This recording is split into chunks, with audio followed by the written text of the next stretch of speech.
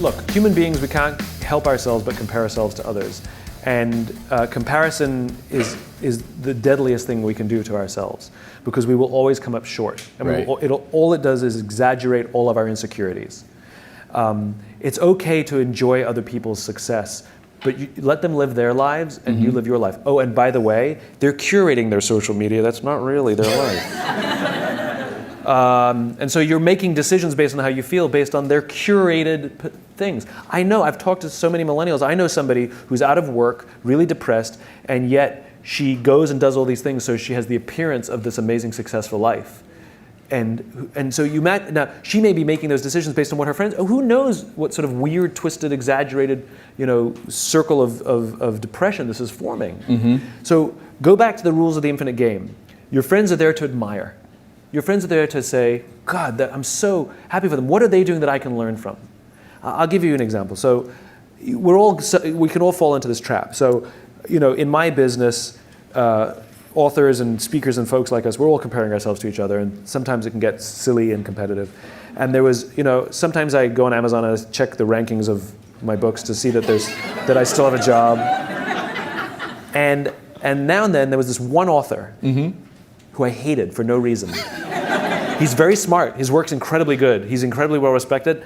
I respect him, but I hate him. And I would check the rankings of his books.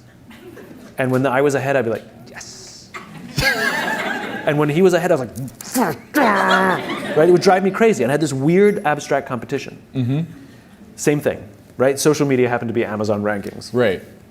And I would check in all the time. I'd always check in, mine, his, nobody else, just mine and his.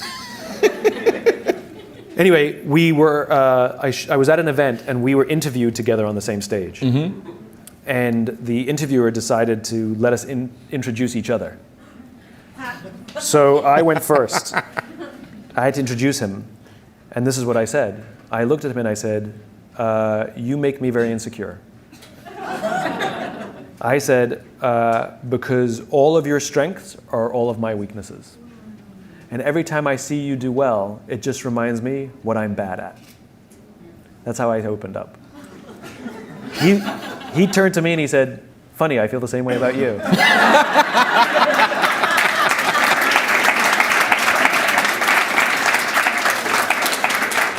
And now we love each other. Because I realized that he's really good at what I'm bad at.